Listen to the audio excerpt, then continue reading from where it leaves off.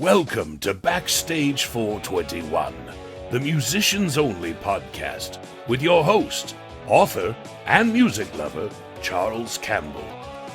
Charles will have an awesome array of guests from many genres of music, so sit back, relax, and enjoy the show. By the way, Ray Mattis is the composer of this awesome intro music.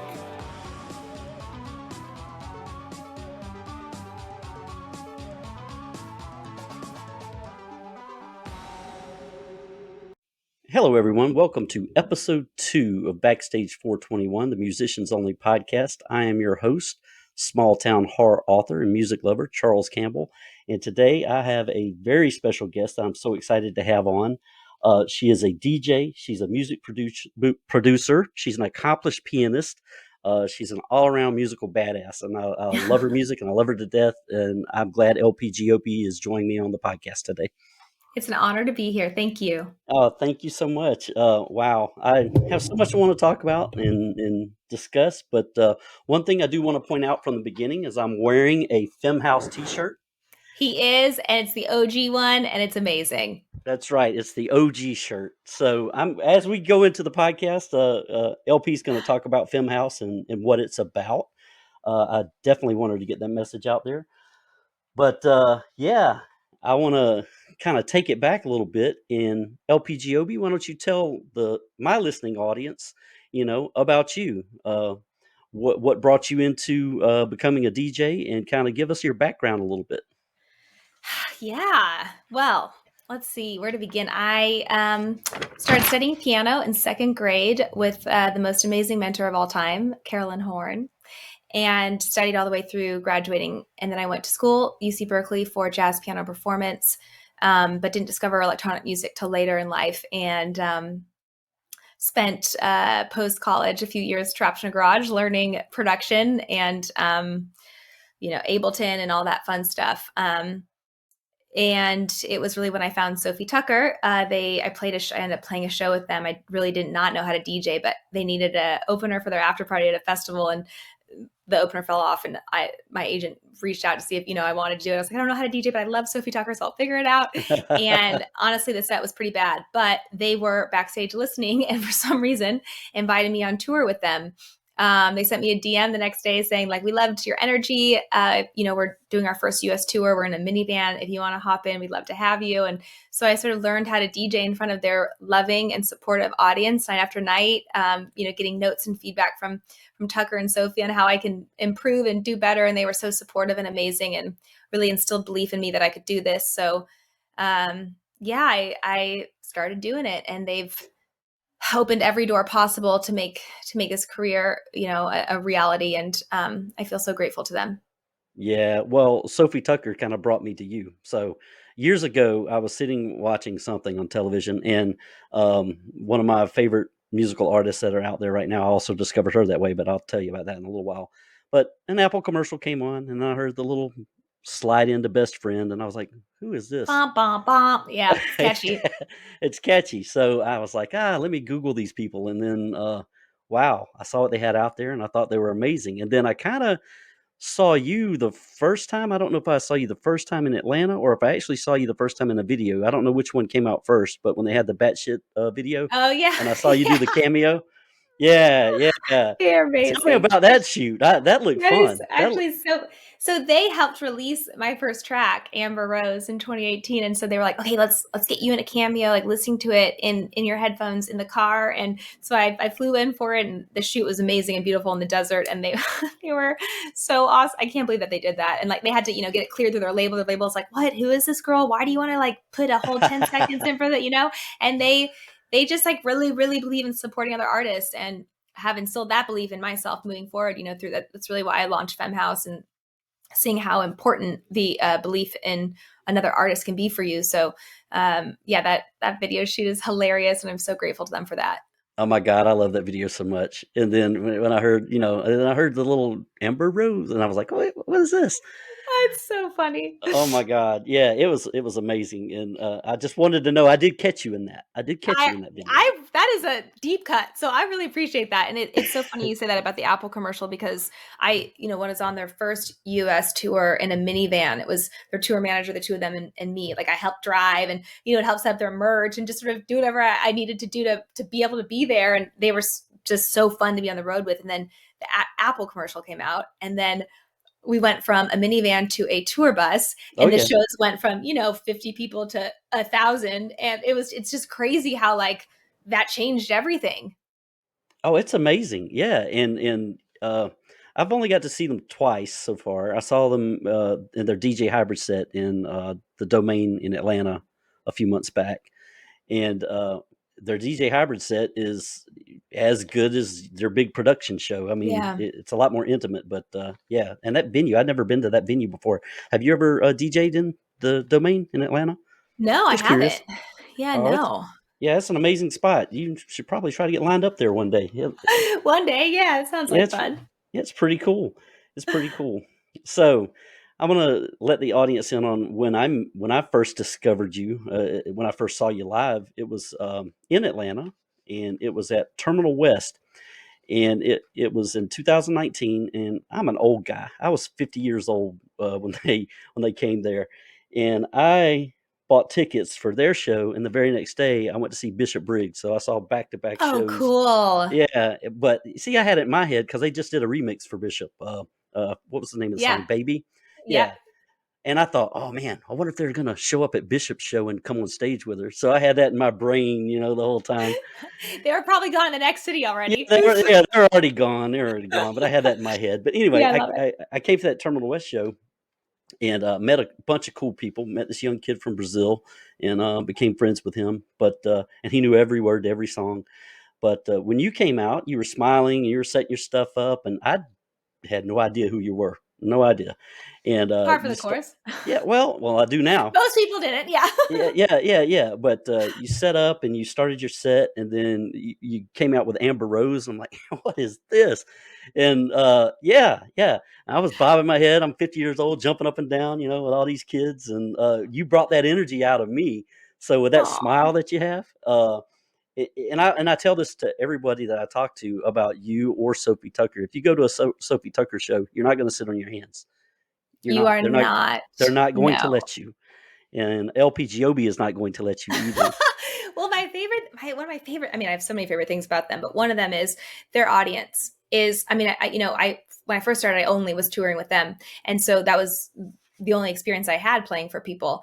And since I've, grown a lot bigger and started doing my own tours, now I realize just how special their community is. It is people of all ages. It is people of all races. They are sparkly and bright and full of light and joy. And that's just what they're emanating to you on stage. And so you get fueled with that. And it's just this beautiful feedback loop. And it's actually incredibly special to go to a show like that. I played a lot of wonderful artists, but there's always, sort of like a cool factor. And they just don't care. They're just there to spread joy and have fun. And like, that's how I came up. And that's, what was instilled in me. And I feel so grateful for that. And I got that from you. I mean, you started it. You kicked off that show. I mean, it was you and then Haku Hands. Was that the Yeah, name of the group? I Yeah. love them. Yeah. So yeah, it was you, and then they came out and they were just as vibrant. But Yeah. you kicked off the show. And this doesn't happen to me a lot when I go to concerts. And yours was a completely different kind of concert than I'm accustomed to going to, completely Right. 180.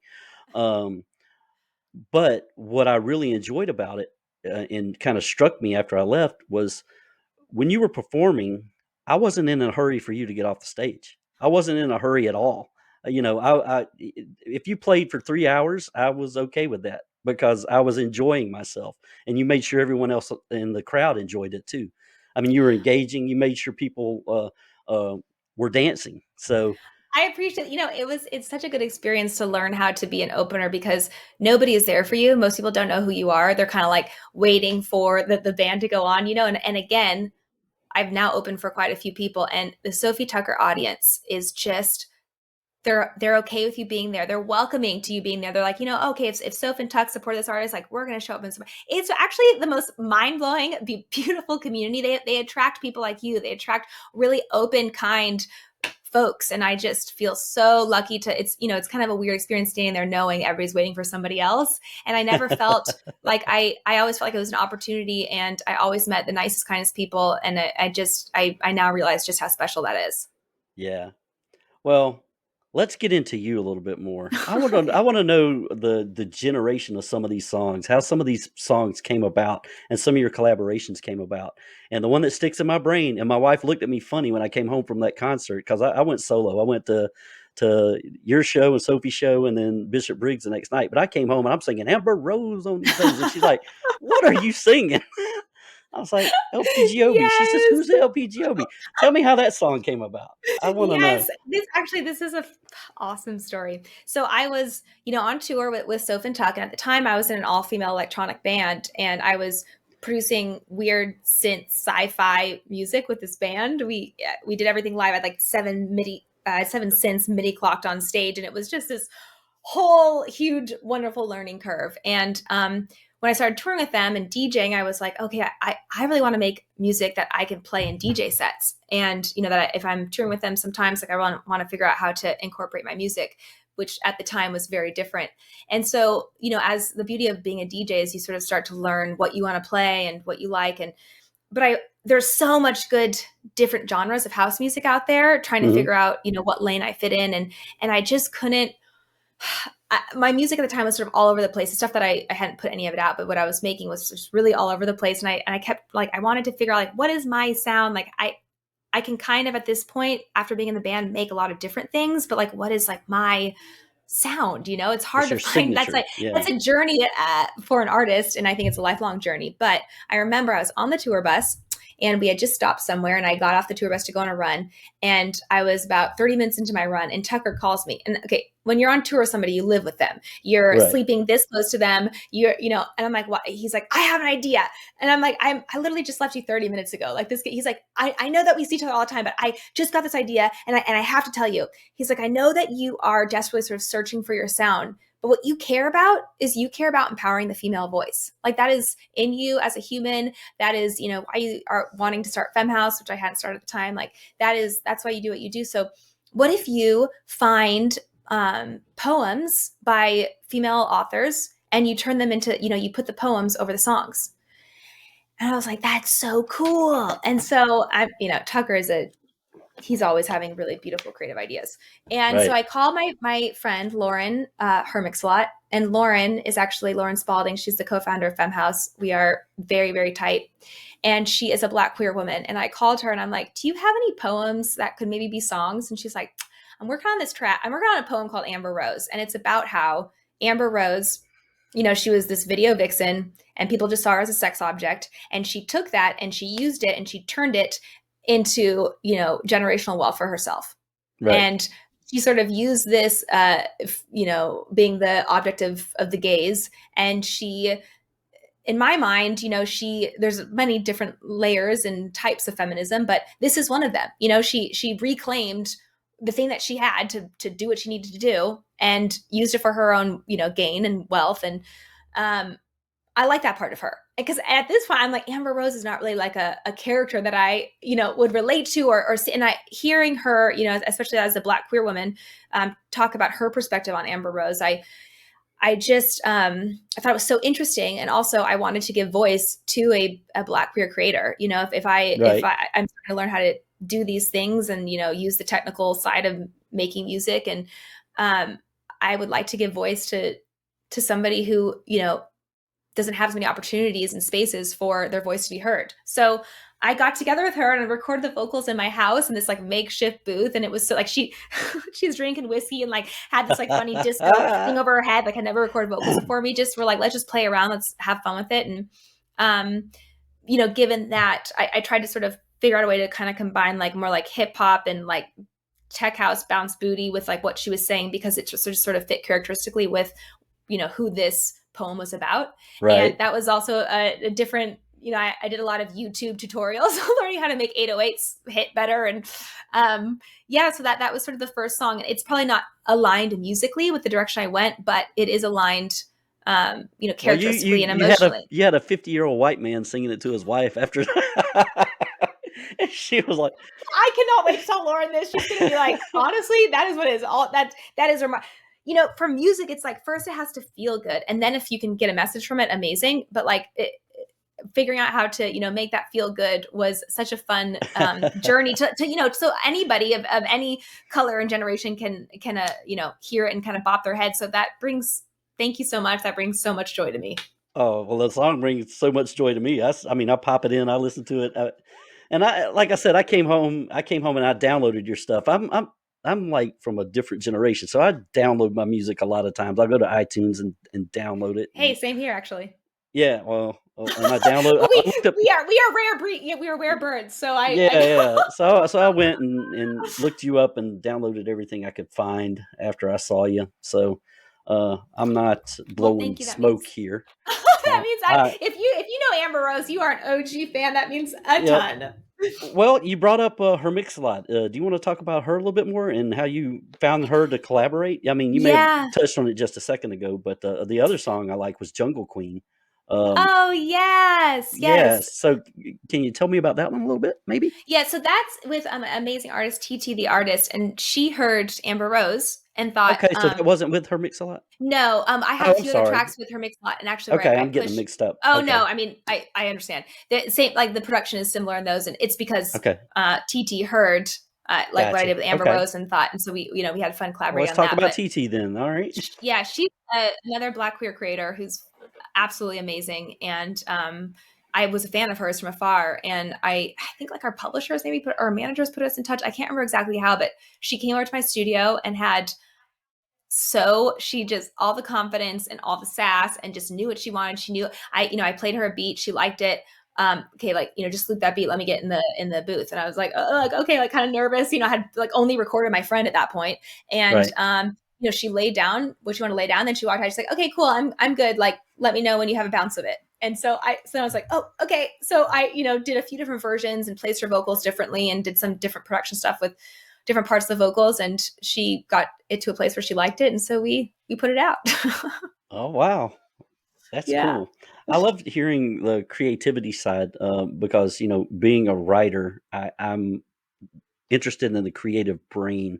So what is your process when you're putting a song together? I mean, what is your methodology? What do you do to put something together? I know it's probably different with every song, but generally speaking, what is your process? For sure. That's a great question. And I think it's fast. I love hearing other artists talk about this too. I think it's fascinating because there's no one blueprint for it, Mm-hmm.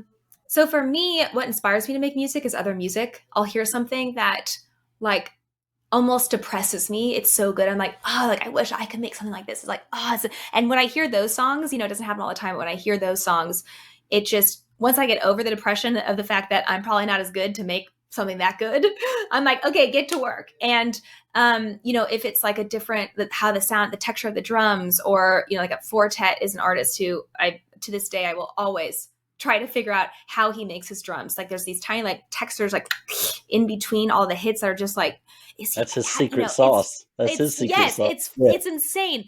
So, a lot of my process is I'll hear something that inspires me, and it's usually mostly in the percussion and the drums. And I usually start there and I'll open up Ableton and I'll put it in a, 8/16 bar loop and start working on the percussion, adding layers of texture, waiting for like the group, different samples from different sample libraries, and trying to find something that gives me that feeling that I, of another song that inspired me, or until it just starts to feel good. Like I've been in the studio with Sofi and God just speaks through her. She is sitting there, hears something, I got it. And then boom, there's this melody, That is not how I work. I am grinding tooth and nail. I'm like trying different things. I'm adding I'm like sort of intellectually thinking about it until finally it feels good in my body.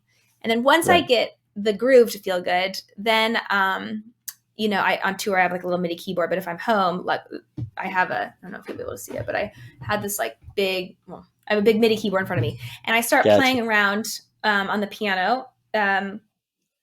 I rarely write in major key. I actually I just wrote up my first track in a major key, and that was actually a really fun challenge. Most dance music is in minor, but I I wanted to make this one feel more euphoric. But usually I just start with, some piano chords and till I have a piano chord structure that feels good, and then I focus on the rhythm of those chords. And so then like I'll have this loop going with the percussion and the piano loop, and then maybe I'll try in some different synths. On the road, is confined by the software synths I have in my computer, so usually starts there before I can get into studio and run it through Analog Gear. But we'll start there, and then I just start structuring the song to sort of how feels good, or when I find myself doing the same similar structures, I try to break out of that by listening to a song that is unique to me and like what is their structure like? When did they take out the hats and bring them back in? Is there a breakdown? How do they get to that breakdown? Is it through filtering, or is it through space, or and sort of try to recreate that. And luckily, I'm not a good enough producer to ever make it sound like what I was trying to make it sound like. And in that process, something new happens. Like, oh, I was trying to do this, and actually doesn't at all sound like that, but it sounds like this, and let me follow that now.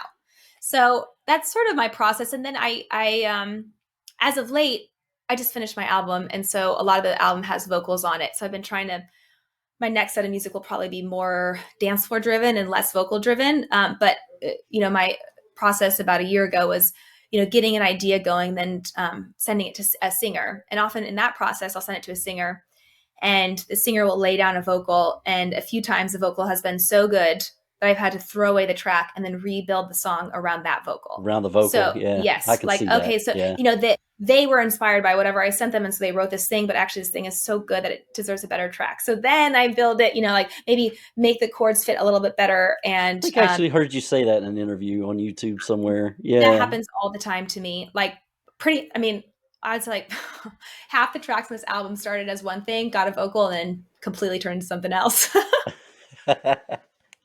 Well, that's amazing. Yeah, and I like that process. Actually, it follows kind of a similar flow with me. Not that someone's giving me something to go off of, uh, but sometimes when I'm starting a book, I have the beginning and the end kind of figured out in my head. But when I'm formulating it in the middle, I go off into all different places, and the end is never the same as the end that I had in my head. So.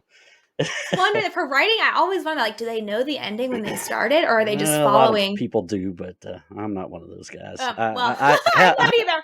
I have an idea of where I think it's going to end, Yeah, and then yeah. it always freaking changes every time. Yes, I'll be like, I want here's my song reference for this track, and then it just like never turns into that, which is probably a good thing. But it's nice to have some inspiration or some place to start from, an idea to start from, and then just trying to get out of the way to follow that is probably my biggest challenge as an artist. But because I get no, this is it. I'm supposed to end here, make it sound like this, and I have to just get out of my way. Yeah, yeah. Well, now I want to kind of bring up something near and dear to your heart. We talked about it briefly at the beginning of the podcast, but I am wearing a Femme House t-shirt. And I would like LP Giobbi to let the listening audience know exactly what Femme House is, why she founded it, and what we can do to help her move it forward. So the floor is yours, LP. Oh, thank you so much. This is my favorite thing to talk about, and it is definitely my why. So Femme House is a 501c3 nonprofit that me and Lauren Spalding, her Mixlot, co-founded together, that teaches women and gender expansive individuals how to produce music. We added DJ programming this year as well, but it started mostly in the technical aspects of making music. Still only 2% of producers are women. And I don't necessarily think that having more female producers changes the world, but I do think that believing you can do anything, even in a field that is dominated by people that don't look like you, I think that does change the world. Belief and possibility, something that Sofi and Tukker instilled in me. And when I was in this band, I was in the studio with some amazing producers. We were always working and writing and with producers, and they were all men, but they were amazing, true mentors to me. But it wasn't until I was reading an article by Grimes, where she talked about the fact that she is her own producer, that I had this insane light bulb moment, because I was raised by deadhead hippie parents who my whole life have said, you can do anything, you can be anything. And I believe that. But because I never saw myself in that role, it never even occurred to me that I could be the person sitting at the helm producing the music. And that's when a very intense light bulb went off for me. And I learned the power of visual representation. And so I wanted to be what Grimes was to me in that moment to somebody else. And so we started Femme House to create a community where people can learn and share in a safe space and grow together. And then also last year, we really focused on building out that visual representation process via stage takeovers.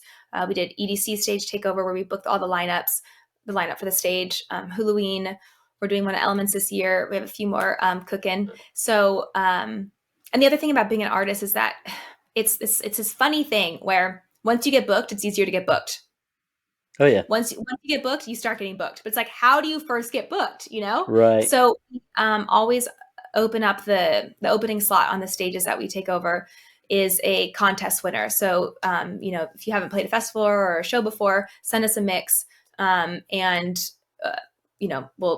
we pick a winner to book, and so that they can start building their story of being able to be a financially sustainable artist. And then we offer BIPOC scholarship programs. So we, big barrier to entry for being a producer is also the gear. The computer's expensive. The Ableton or the DAW that you're using is expensive. The MIDI keyboard, all the things that you need. So we provide all that with our gear partners, and then offer one-on-one mentorship. Oh, wow. And then we launched our LGBTQIA scholarship program, similar. We were offering all these courses, and in one of the sessions, I realized that everybody looked like me. And it was so beautiful and awesome to see all these, women taking the course. But I realized we need to be more proactive and diversifying within the thing that we're trying to create to diversify the industry, Right. So that was Laura and I had a lot of many late night talks, and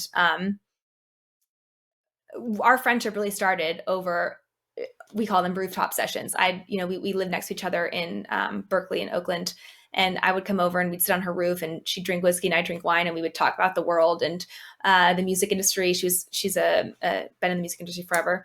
And, so our trust in each other and our belief that we could, try to make it better kind of started years ago on these rooftops. And she, when I called her, like, we have to start this community, and I had a lot of people in my life be like, you're too small of an artist to do this and have it be successful. Like, you should first focus on your career and then launch this thing. And Right.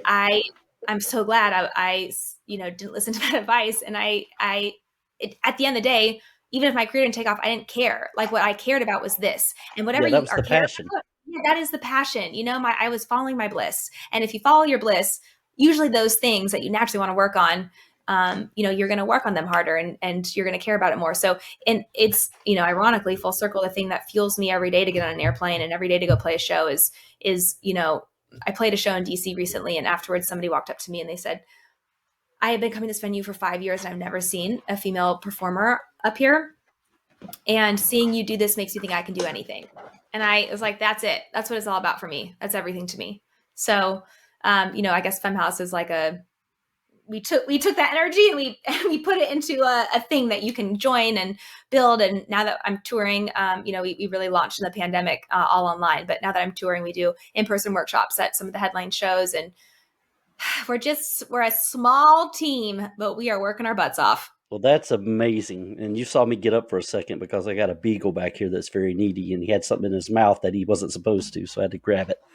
That happens. But anyway, that's amazing. And you guys, if you want to support Femme House, you can go to lpgob.com. She has links there. I went and perused them myself. Thank you. Yes. Upgrade my T-shirt because she's got a lot more colorful shirts out there. So I may go out there and do that.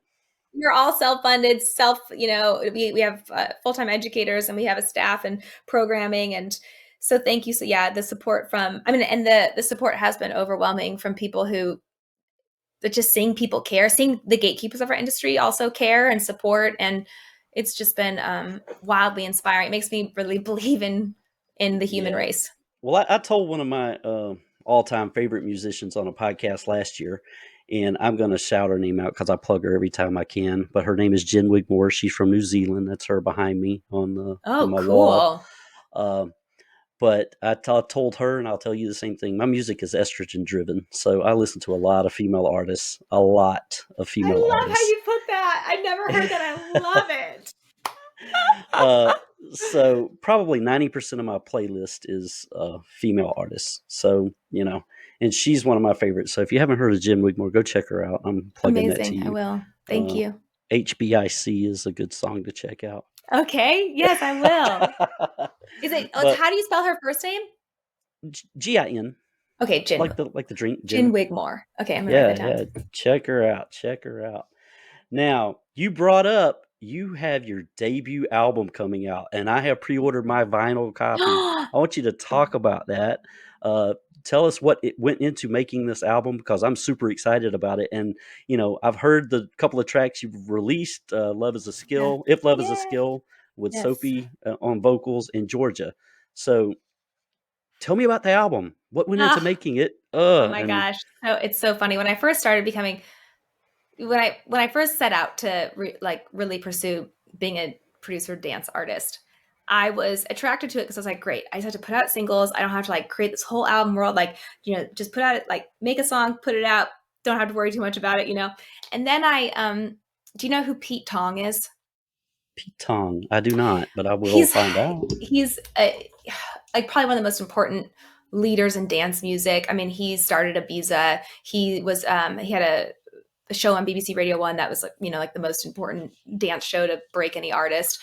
Wait a minute. Did you do a BBC Radio? I listened to the Essential Mix. Yes, that's it. So the Essential Mix is that's him. Okay. Yes, okay, and then when I played Free, I did that track with him, and we premiered it at his Pete Tong's Ibiza Classic Orchestra set at the O2 in London. So my answer changed. It's yes. I just didn't know. Sorry. Yeah. Okay. Yes. He's incredible. And I first met with him. I signed to William Morris, and he started the electronic department at William Morris. So he's kind of just had his hands in everything, and is an incredible. He's A&R and sort of talent selector and musician, everything. And I was talking with him, and he was like, you're an album artist, and I was like, what? And he was like, that's just who you are. You're just too musical to just be releasing singles. And I was just like, I feel overwhelmed. He's like, you'll get there in time. And then I started I had 13 label offers all of a sudden out of nowhere. Wow. And one of them was with Ninja Tune. And they have signed all my favorite dance artists. And these artists sort of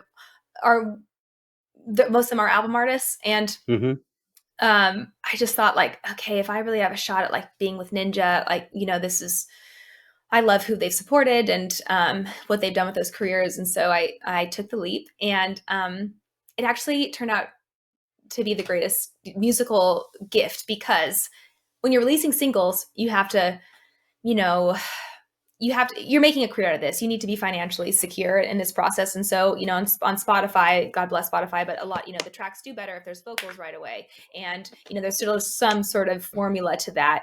And, if you're doing a single, you want it to do well and go to radio or whatever. So making an album allowed me to make B-sides and to make intros and to make outros and to make interludes and to do things musically that I hadn't really gotten to do in a while. And also I had this I wrote the album on planes, trains, airplanes, hotel rooms. And then I remember this one crazy weekend I slept on a plane 3 nights in a row. I did Electric Forest into New York, into festival in LA, into Pride in New York, into festival in LA. And then I flew to Paris the next day. I got in the studio, and I was like, and we ran everything. I got in the studio with DJ Tennis and Cheever and Ashworth, who are amazing producers. And we ran all the MIDI parts I'd written through analog synths, and recorded a live drummer and layered all the drums, the electronic drums, the live drums, the electronic drums, and was able to take these 12 songs and put them in the same sonic world, which was so much more work, but also so much more rewarding. Duh. And so we got to make the sonic identity, and then I got to write B-sides, that don't have the pressure of being a single. And those are actually my favorite songs. And I don't know, I guess I eventually realized, okay, I'm making an album. You're going to find, and then we found this amazing artist to put the visual identity to it, and Jose Barrio, who's amazing. And then I got to write a dedication. I got to write my thank yous. I dedicated the album to my parents and to Sofi Tukker and to my partner and my piano teacher. And it was just a really cathartic process.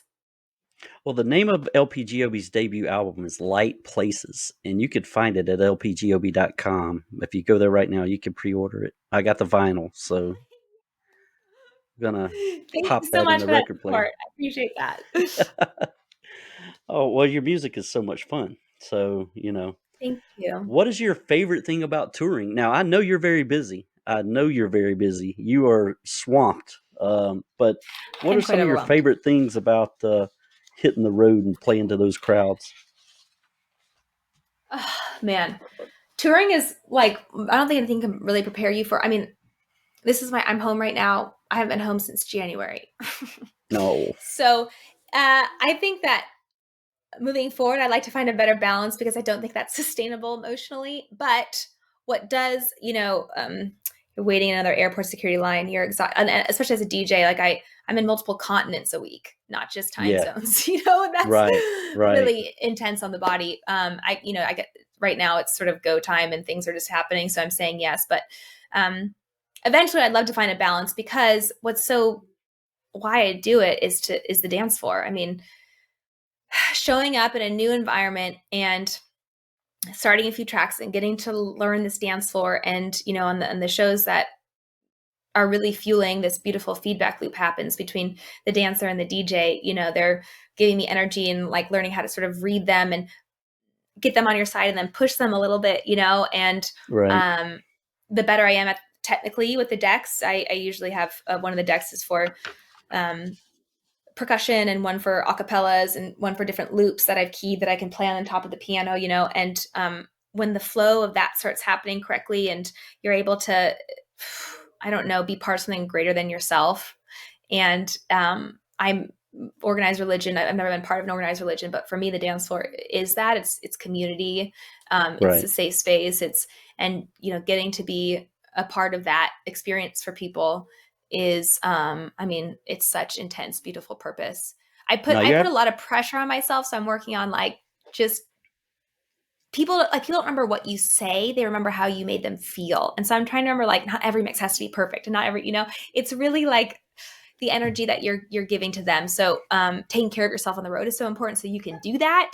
Oh, But yeah. when I'm able to show up as as the fullest version of myself and able to give that, I always receive it in tenfold. Right. Yeah, and I can't imagine what that feeling is like stepping on a stage. Like, I mean, I go to a lot of concerts, and I try to put myself in that. I'm not musically inclined. You don't want to hear me sing, You but don't want to hear me sing either. well, my dad's a musician of the family, and my brother, but they play string instruments, but I can't play Cool. anything.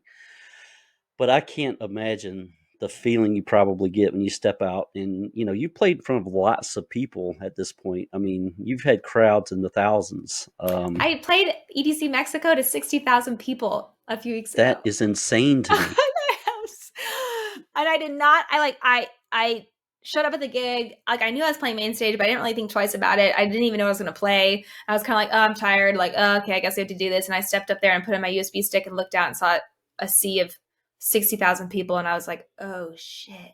Yeah, yeah, and I've seen the crowds. I mean, I've seen the crowds on YouTube. There's plenty of YouTube videos out there, and some are professionally done, some not so much. But Yeah, I it's was been, saying this girl is on fire, because you're playing in front of all these people, and you just do an amazing job. So thank you. kudos, Thank you. and I just want to know how that feels to play in front of all those people. That must be insane in your It is brain. it's a, yeah, it's a wild experience. I feel deeply lucky that I get to do it. Sometimes it's overwhelming. Sometimes, it's really like how I'm showing up in my body, and um, sometimes it's a beautiful experience, and sometimes it's terrifying. But I think that focusing on the energy exchange versus the perfect technical aspects of my job always bring me back to like, okay, what is my purpose? Why am I here? And Right. nobody cares if you make a mistake. It's like, it's really just about sending love. Well, no, you're right. Like I said earlier, it's like you said, the experience is all, is what you get. So when I left that show, that you were at with Sophie and Haku Hands, I felt great. I mean, you gave that energy back to us, and it was an amazing feeling. So you Thank guys are doing you. an awesome job. Awesome Thank you. job. That means a lot. Thank you.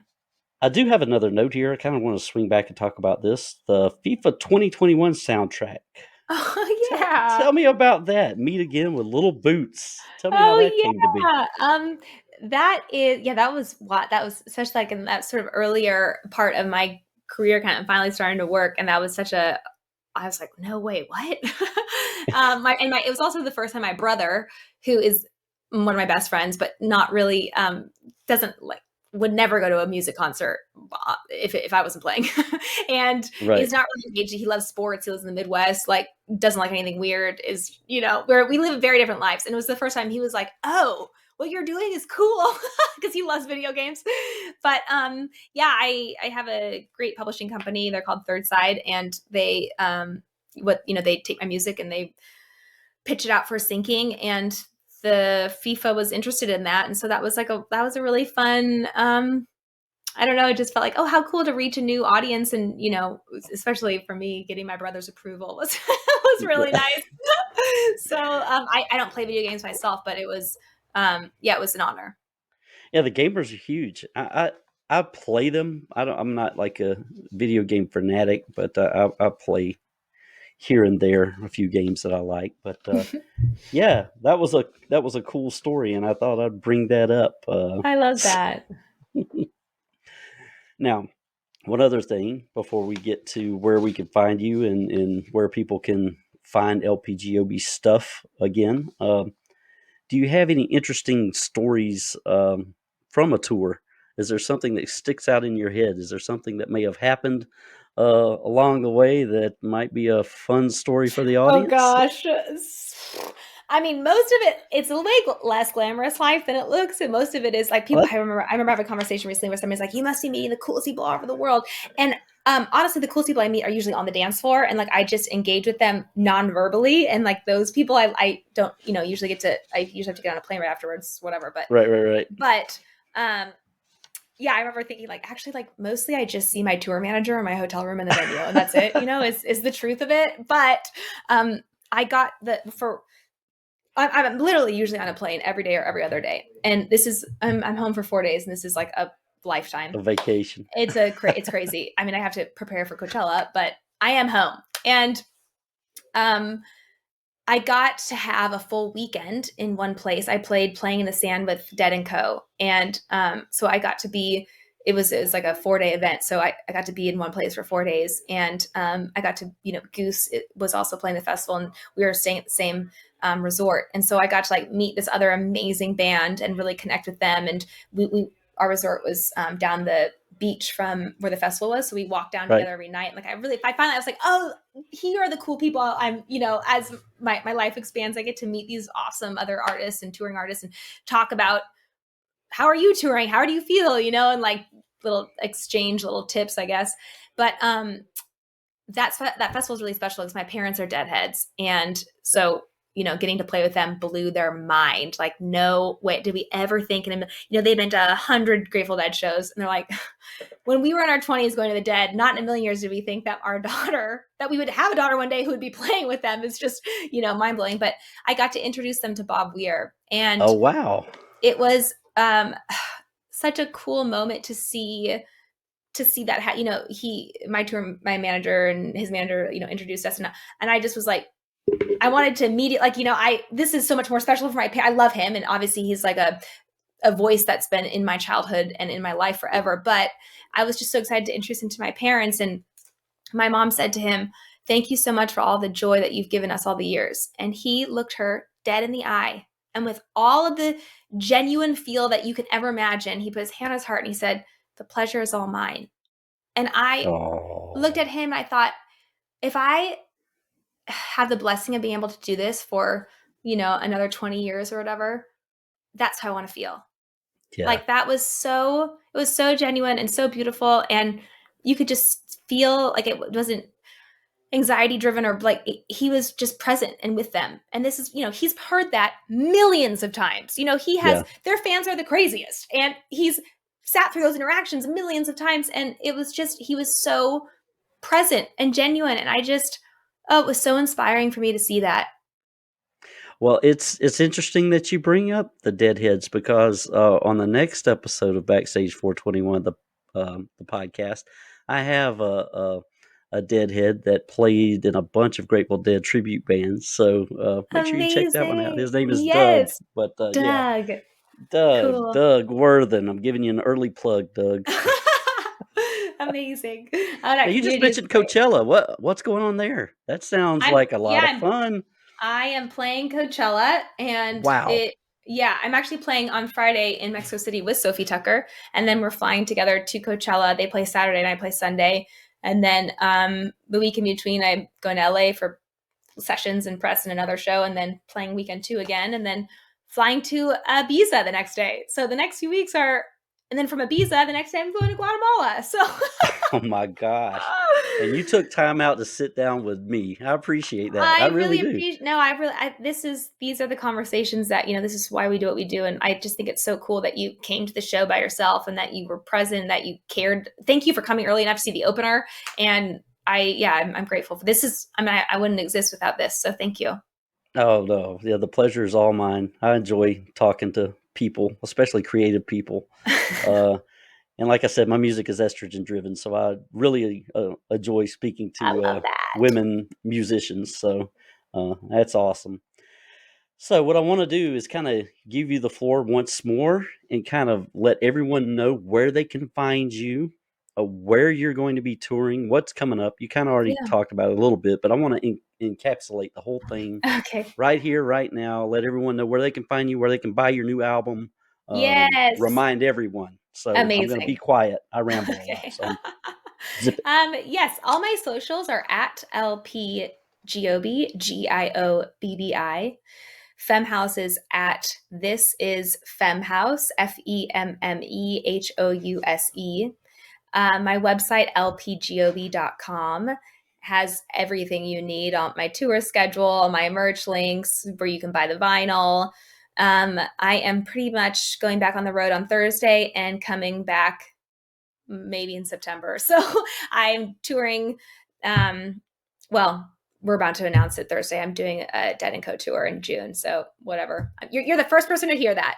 I'm doing an exclusive. Got an exclusive. I'm doing an Airstream tour with DJ Tennis, where we're driving through the United States and popping up in places in an Airstream and meeting interesting people in different communities and really diving into the middle of America. And then I go on this Dead & Co tour, and then I'm in Europe and Ibiza and Europe festival season over the summer. And then I'm doing a album headline tour in November. Wow. You have a lot going on. A lot. So on that note, I'm going to go practice.